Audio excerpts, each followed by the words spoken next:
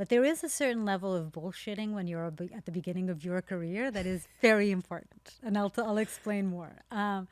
When I started my company, Muck Media, it's a media company. We do films and series, and we do Trafficked, the show. My show is done. And when I had just worked on a show with National Geographic, and they were interested in the kind of reporting that I do, so they reached out and said, "We want to do a show with you," and it became Trafficked.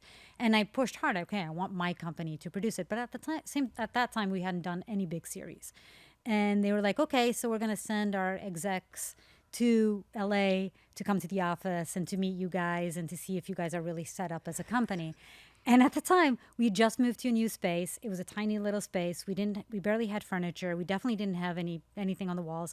And we went out and we basically printed all these fake posters for films we hadn't done, but we could have done. And we put them on the walls. We weren't telling them if they asked, "Did you do this?" We wouldn't have said yes, but it looked legitimate, right? We bought a conference table. We actually got one of my partner Christina's husband, Alfie, to come in that day to Just pretend there look were more busy. people Yeah. in the office. And then they came and it looked like a totally legitimate business. And thank God we did it because, and here we are, 5 seasons of Trafficked, and we've done it really well. And we knew we were capable of doing it. But that initial, like, that's a little bullshitting is